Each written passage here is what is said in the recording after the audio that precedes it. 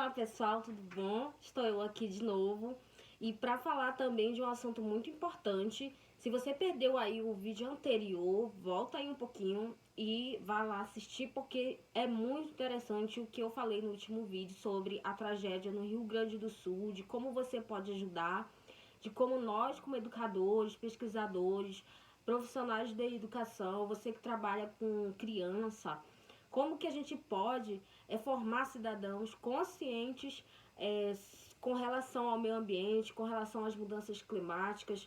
A gente que mora aqui numa região muito privilegiada, o Amazonas, mas que pode sim passar por situações complicadas em relação ao meio ambiente nos próximos anos, nas próximas gerações, porque a gente já viu, já percebeu ano passado mesmo uma mudança brusca aqui em termos de ondas de calor, de seca extrema aqui, e que prejudicou a vida de muitas pessoas, famílias ribeirinhas dos nossos alunos, e isso assim está cada vez mais intenso e a previsão é que esse ano seja muito intenso. Então a gente precisa alertar, fazer esse alerta, conversar com os nossos alunos sobre isso que está acontecendo. A gente não pode deixar isso em branco. E eu espero, se você é professor daqui da região do Amazonas, que você possa falar sobre isso na escola, que você possa fazer projetos, que você possa incentivar seus alunos a pesquisarem mais sobre isso, sabe? Há 15 anos atrás, esse já era um assunto muito debatido, sabe? Mas hoje a gente tem na internet muitas informações de uma forma muito mais rápida. E mais, parece assim que cada vez mais os jovens hoje parece que querem as coisas muito mastigadas, muito prontas, não tem é, muito aprofundamento sobre um assunto. Então, por isso a importância de pesquisa, de fazer pesquisa. Se você é professor do ensino fundamental 2, do ensino médio principalmente, você pode já preparar esses jovens para fazer esses tipos de pesquisa. E assim, hoje eu quero falar não de mudanças climáticas, disso, sabe? Eu não sou especialista nesse assunto e jamais me colocarei, né, como uma geógrafa, já que eu não sou formada em geografia. Mas assim, eu sou pedagoga, sou professora de educação especial, sou psicopedagoga, sou professora de literatura, me formando, fazendo agora uma pós em língua portuguesa e literatura, terminando. E assim, eu me sinto nessa obrigação de trazer esse recado para os professores, sabe? Para os alunos também aqui que me seguem, professores que me seguem. E, gente, eu ouvi falar agora, vou falar agora de um assunto que alarmou, assim, me alarmou aí nas últimas semanas. Eu demorei um pouco para retornar aqui porque houve alguns acidentes aqui. Por exemplo, houve um acidente aqui perto da minha casa e aí faltou energia também para cá. E daí surgiu essas catástrofes aí no Rio Grande do Sul que me deixou muito comovida. Eu acompanhando 24 horas aí, quanto que eu podia as notícias. E é assim, é realmente muito comovente o que está acontecendo. Então é impossível a gente não prestar atenção nisso e não falar alguma coisa. E assim, eu quero falar nesse vídeo uma notícia que saiu e que eu posso até deixar o link aí embaixo para vocês depois. Eu vou deixar aí o link para vocês mesmo verem essa reportagem. Que ela dizia assim, se eu não me engano foi no SBT que eu vi, 60% dos brasileiros não têm o hábito de leitura. E assim, isso muito me preocupa.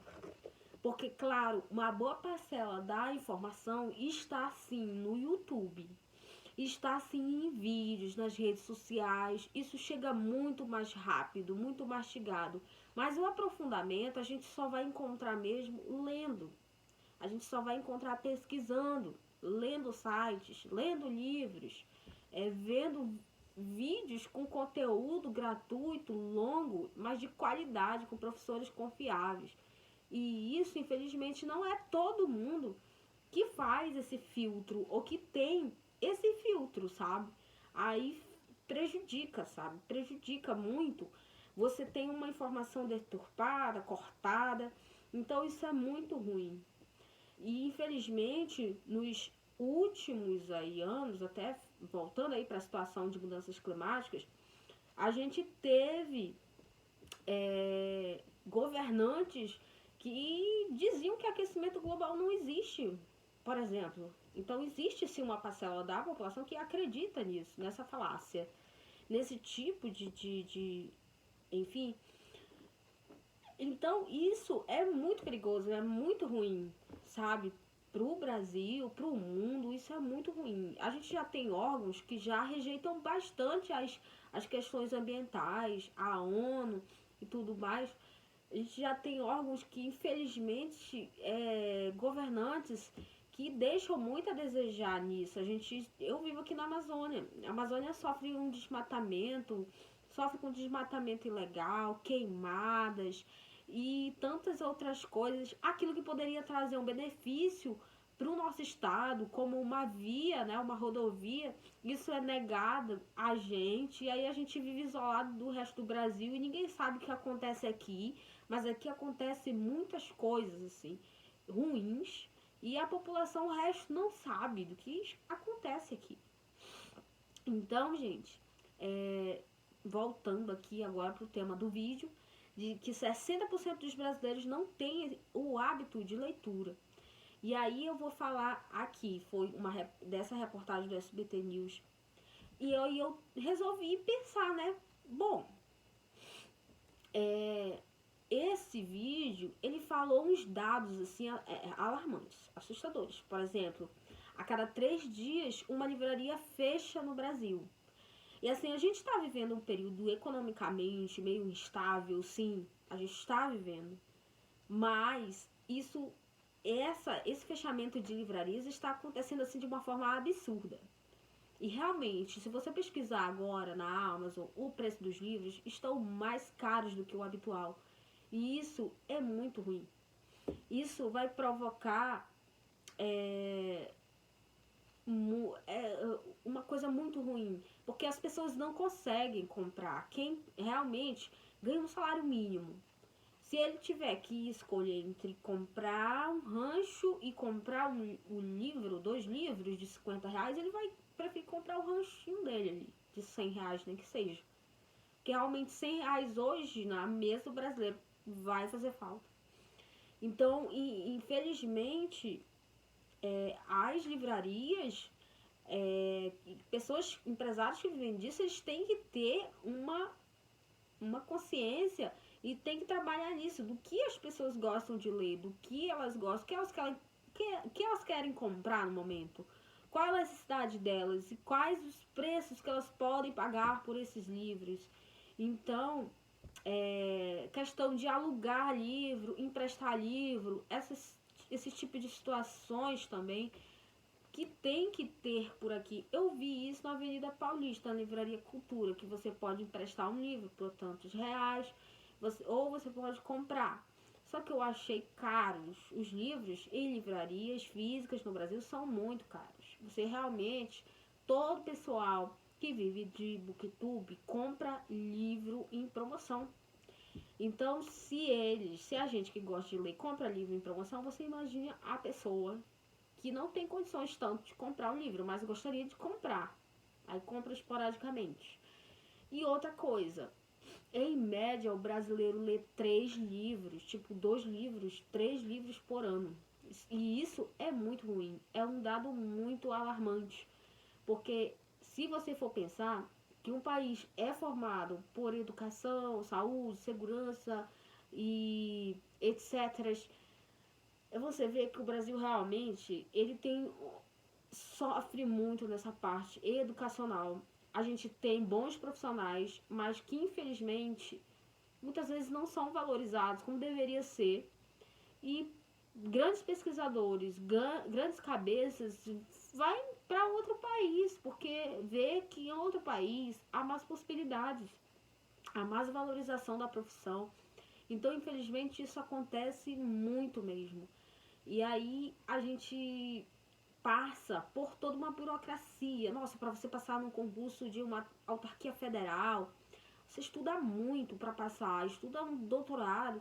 Muitas vezes, quando você tá lá, aquele salário não compensa. A gente está vivendo agora um período de greve federal.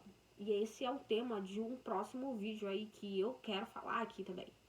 Não sou, assim, socióloga, filósofa. Eu gosto muito de filosofia, gosto muito de sociologia. E eu quero trazer essa reflexão aí também para vocês em um próximo vídeo sobre o que está acontecendo. Infelizmente, isso está sendo ofuscado pela essa catástrofe do Rio Grande do Sul, que abalou todo o Brasil, está ainda abalando todo o Brasil essa questão dessas cheias, enchentes.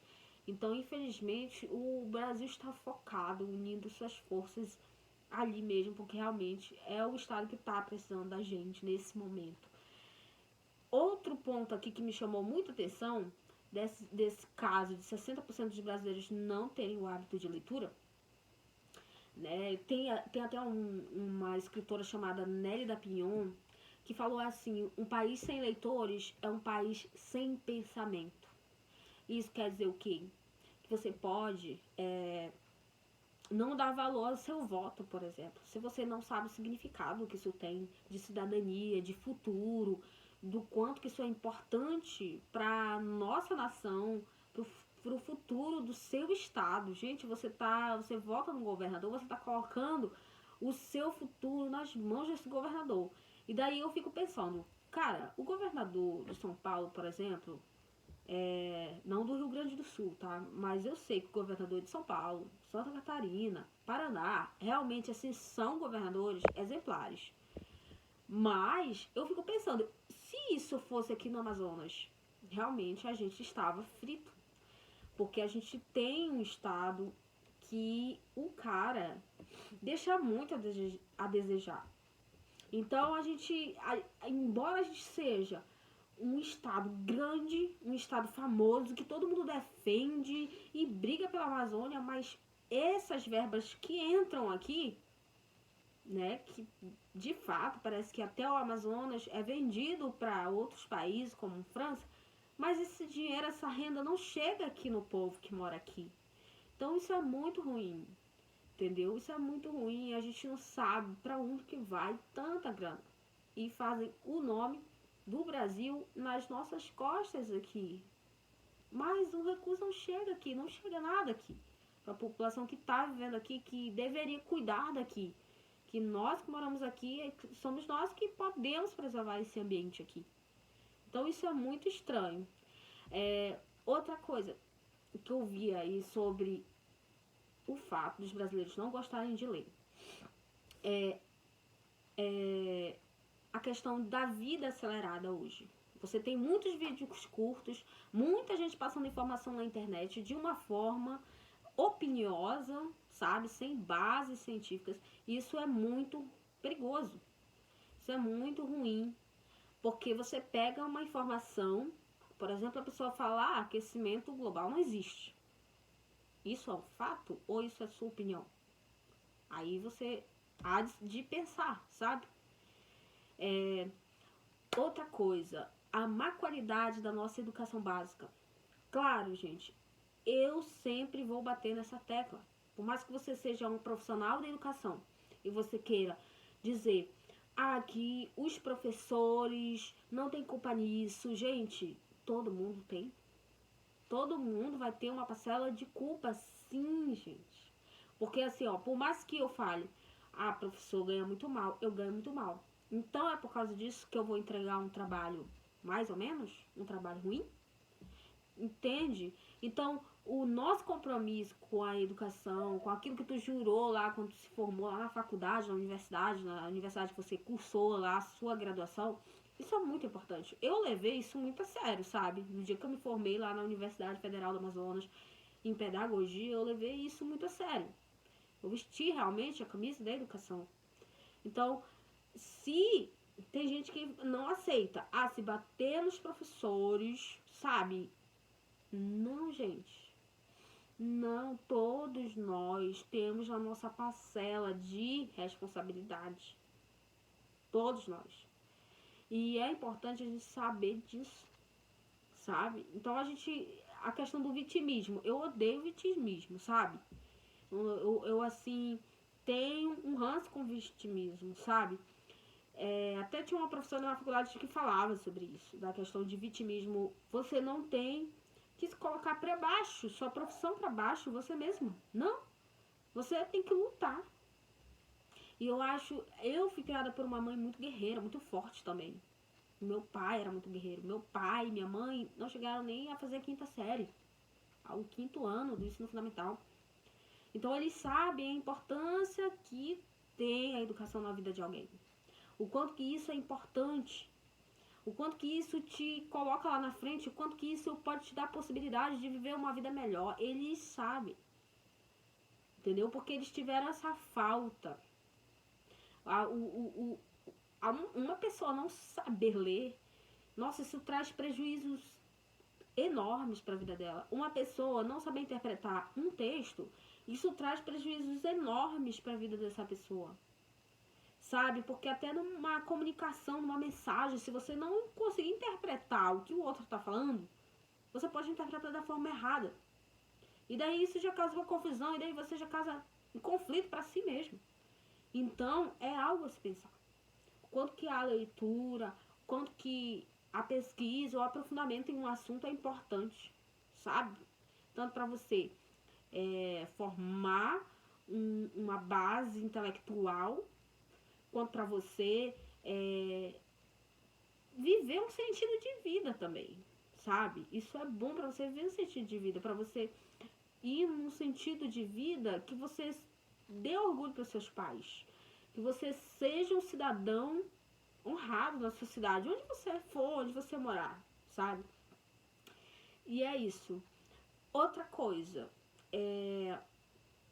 a questão não só da má educação, mas da formação literária, por exemplo, também outra coisa, que é o tema de outro vídeo aí que eu quero fazer,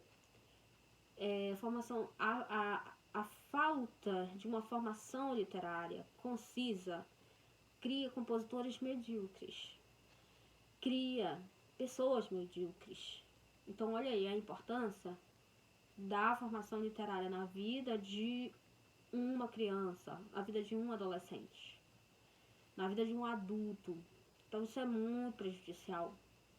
A gente vê milhares, assim, de pessoas fazendo fama, mas, felizmente, a qualidade em termos musicais, em termos de composição, de escrita, de letra, né? Claro que a música ela vai te dar uma abertura para fazer versos livres e tal, mas isso não quer dizer que eu tenha que inventar outra língua para fazer isso, sabe?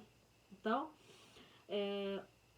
e por último, gente, não só cria isso, como também a falta de leitura, de alfabetização literária, que é um nome que eu gosto muito, alfabetização literária, que é muito importante, que nós, como educadores, devemos também adquirir esse hábito, caso a gente não tenha também. Sim, tem professores que não têm o hábito, então precisa ir adquirindo, sabe?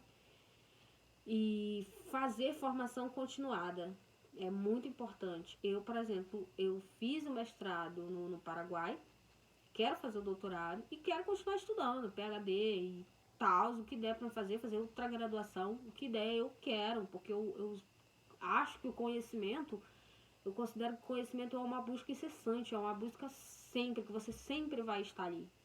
Sempre vai fazer parte da minha vida e dá sentido à minha vida, sabe? Então é algo que está na minha rotina. Às vezes eu vou para um banho, para um acampamento, e aí eu levo um livro, porque já é uma coisa natural, já é algo que faz parte da minha vida, da minha rotina. E aí as pessoas olham assim, nossa, mas você veio aqui estudar, não sei que lugar para se divertir. Como se não desse para se divertir numa leitura. Gente, leitura também é feita para você se divertir. E eu sempre digo, se você não gosta de ler, é porque você ainda não encontrou o livro correto para você. E outra coisa, por último, eu ia falar dessa questão política aí, né? Que realmente a falta de uma formação literária concisa, completa, extensa, realmente gera escolhas de governantes ruins. Enfim, mas esse também é um debate aí para outro vídeo. E que eu falarei, quem sabe, aí em um próximo vídeo. Eu não gosto muito de debater sobre o tema, né, de política. É sempre algo muito polêmico, que pode gerar polêmica, então eu prefiro, né, não deixar assim tão explanado. Mas enfim, a gente pode, né, quem sabe, conversar. Vai de vocês aí também, se inscrevam no canal, vamos debater, vamos vir pra cá, aqui a gente tem voz, e vocês também têm voz aí, vocês podem escrever aí a opinião de vocês, o que vocês acham sobre esse assunto, de que 60% dos brasileiros não têm o hábito de leitura, e eu não sei, mas eu acho que esse dado aí é bem maior, acho que tem muito mais pessoas que não têm o hábito de leitura, porque para encontrar leitores, colega, nessa cidade onde eu moro, por exemplo, está difícil. São realmente poucos. Então, por isso mesmo que eu criei esse canal aqui, para me conversar e encontrar esses leitores aí, pessoas críticas aqui da minha cidade, do meu estado, do meu país. E é isso, gente. Vamos debater tudo, vamos questionar. Tchau, beijos, até o próximo vídeo.